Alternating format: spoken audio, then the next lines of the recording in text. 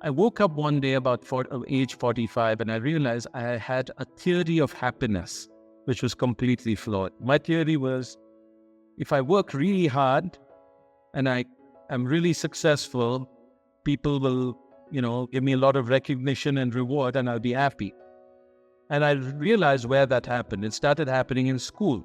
Every time I got good marks, the teacher smiled and my mother gave me a hug. Every time I didn't get good marks, there were frowns.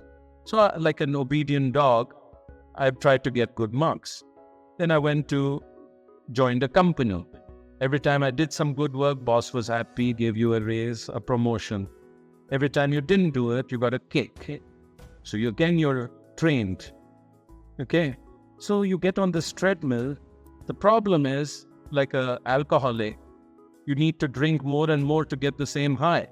And one day you wake up and you say, man, how long can this continue? I'm no longer enjoying this. I'm no longer happy.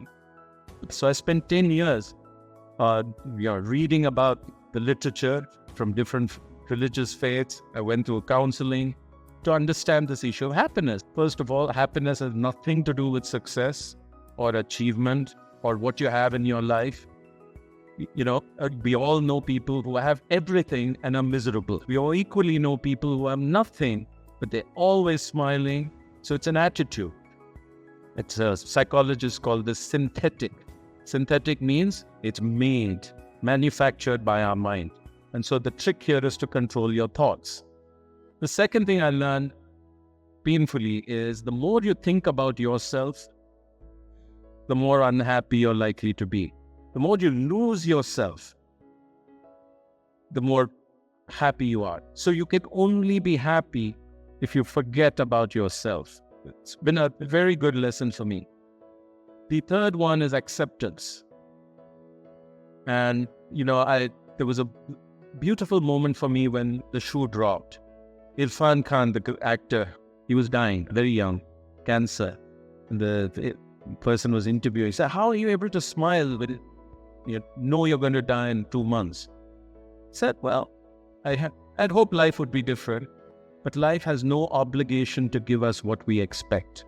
And then I put that with Dalai Lama, who said, happiness comes from liking what we have rather than having what we like.